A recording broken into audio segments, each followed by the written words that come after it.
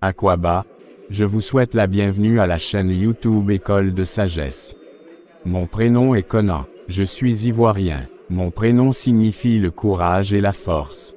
J'anime l'émission « Les religions en Afrique ».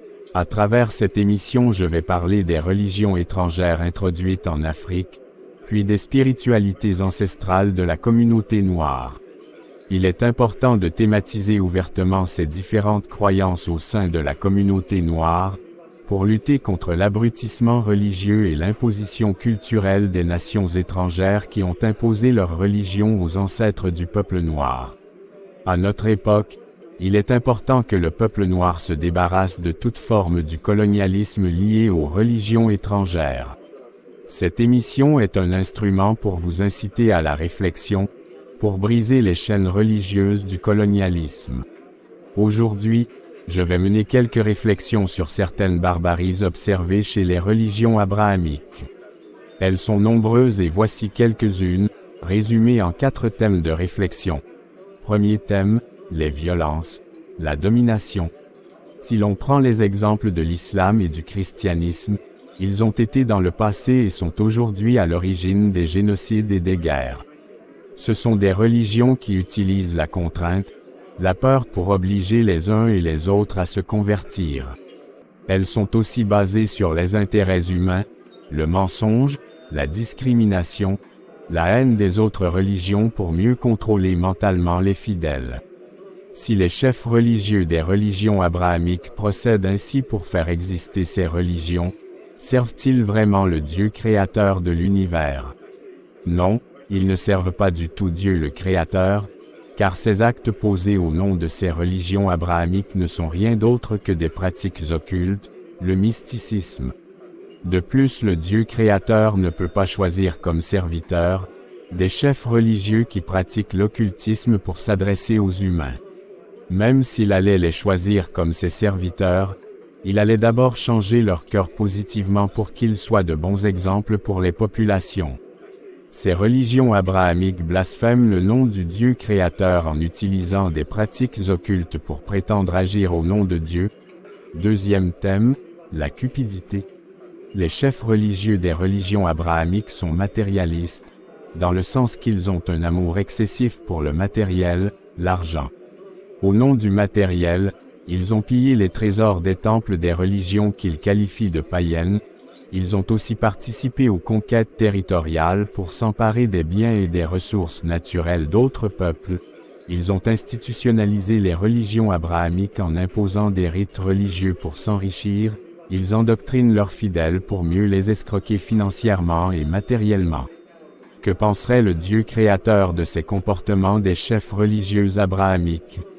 C'est une autre forme de blasphème du nom de Dieu et de pratiques occultes. Toute religion qui freine l'épanouissement financier de ses fidèles, ou qui encourage l'enrichissement excessif des chefs religieux sur le dos des fidèles, ou qui encourage toute forme de contribution financière des fidèles des autres peuples pour enrichir les pays où ces religions abrahamiques ont été construites, pratique ainsi de l'occultisme. Selon les bonnes intentions du Dieu créateur, les contributions financières et matérielles des fidèles devraient servir à aider les personnes vulnérables résidant dans leurs pays respectifs et non pour enrichir excessivement un petit groupe de chefs religieux, ou d'autres pays comme par exemple l'Arabie Saoudite, Israël et le Vatican. Troisième thème, les écarts de comportement sexuel. Les chefs religieux des religions abrahamiques ont des comportements sexuels contraires aux principes de la morale, tels que la fornication, le viol des mineurs et des adultes, les rapports sexuels avec des animaux, etc. Malheureusement, ces dérapages sexuels sont couverts par les institutions religieuses, non pas pour empêcher les fidèles de se détourner de leur ambition de chercher Dieu, mais plutôt pour protéger les intérêts des institutions religieuses, à savoir le pouvoir, la popularité et la richesse. Ce qui est déplorable est que les auteurs de ces scandales sexuels sont protégés par les institutions religieuses et les victimes sont abandonnées à elles-mêmes, parfois même menacées par les institutions religieuses lorsqu'elles réclament de poursuivre en justice leurs bourreaux.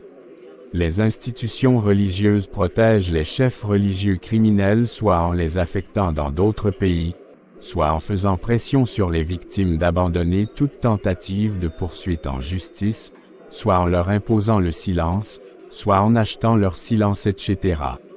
Le salut des âmes des fidèles n'ont aucune importance aux yeux des chefs religieux abrahamiques. Les fidèles ne sont rien d'autre que des marionnettes facilement manipulables à cause de l'hypnose religieuse, ou l'endoctrinement. Finalement, ces religions abrahamiques sont des refuges où les graves criminels commettent légitimement leurs crimes sans craindre d'être poursuivis en justice.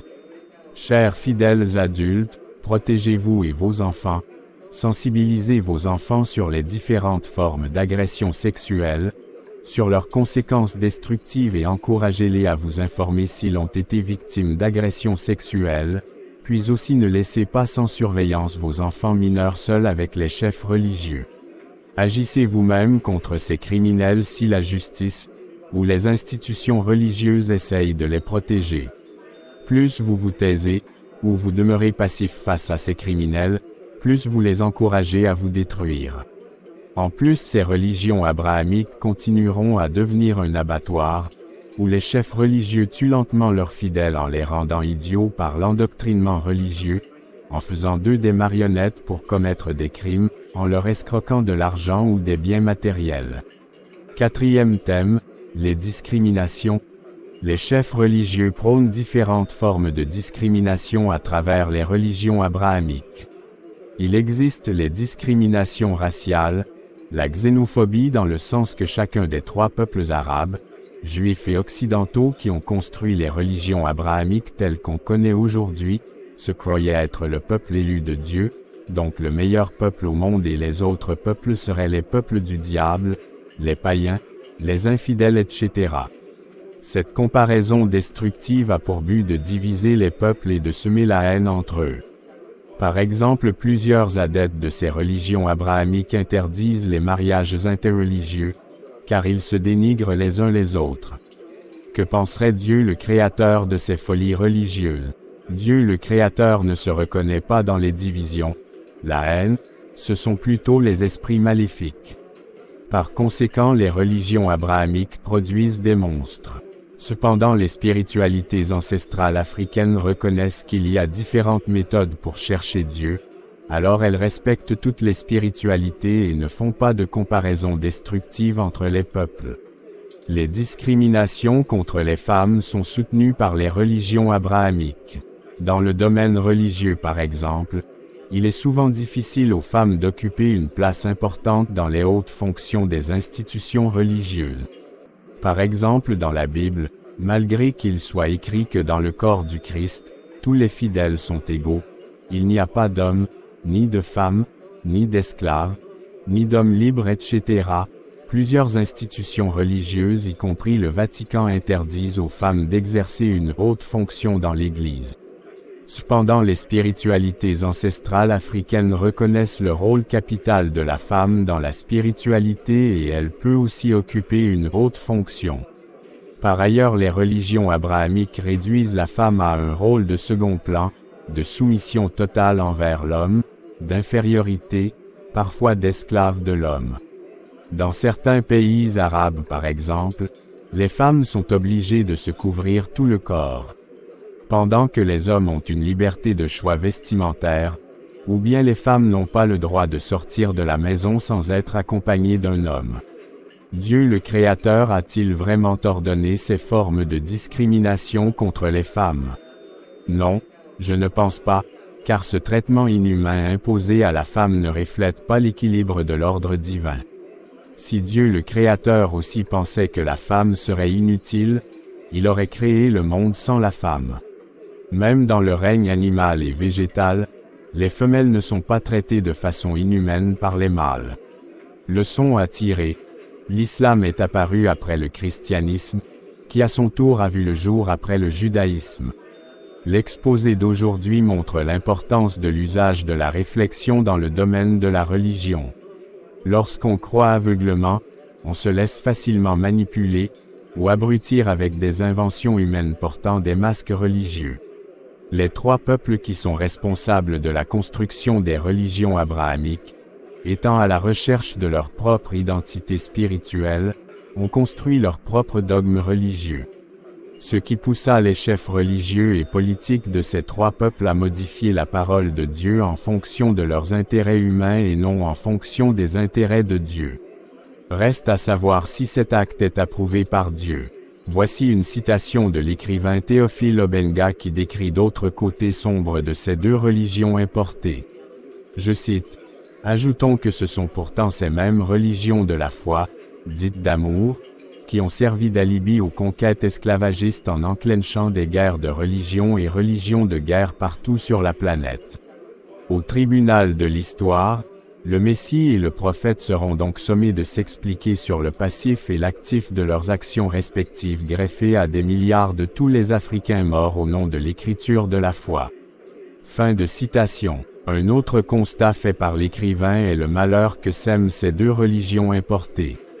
Au nom de l'amour idéal que ces religions prêchent, elles sont à l'origine d'extrêmes d'intolérance, de violence, de haine, de racisme et d'exclusivisme, etc.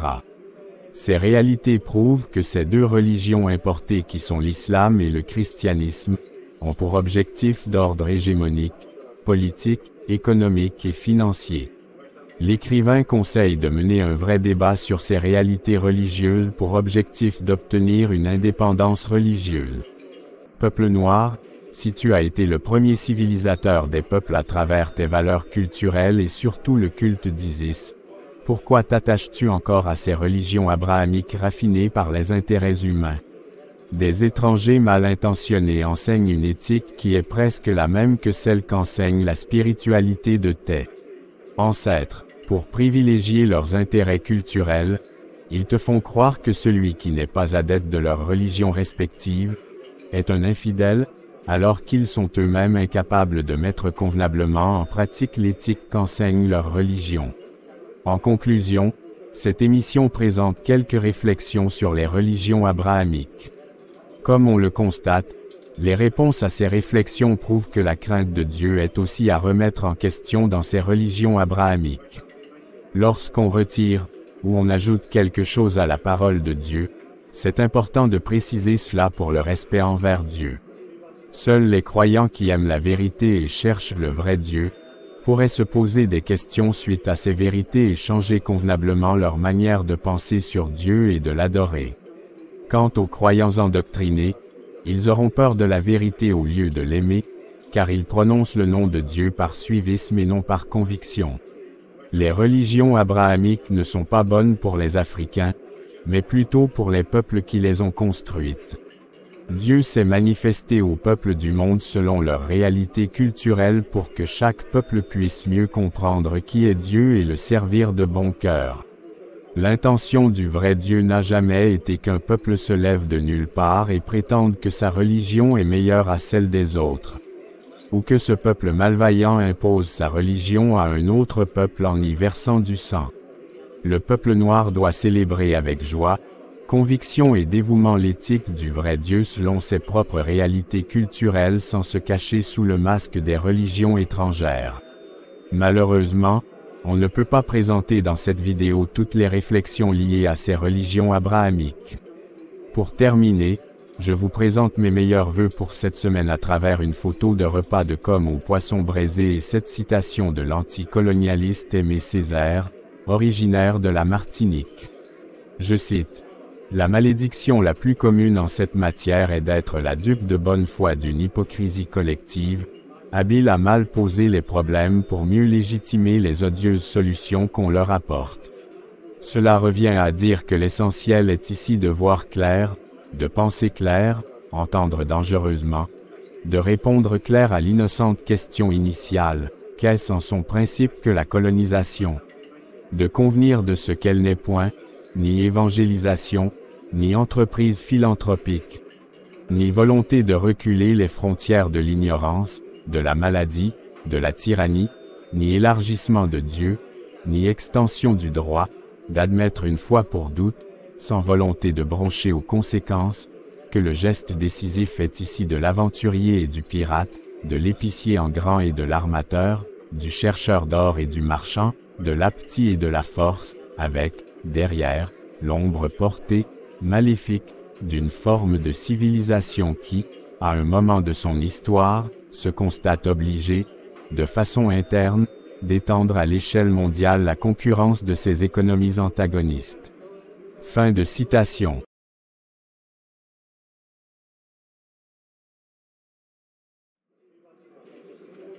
Très chers abonnés, merci pour votre attention et veuillez partager cette vidéo au maximum à vos contacts pour permettre à plusieurs de s'instruire. Akun Manu, au revoir.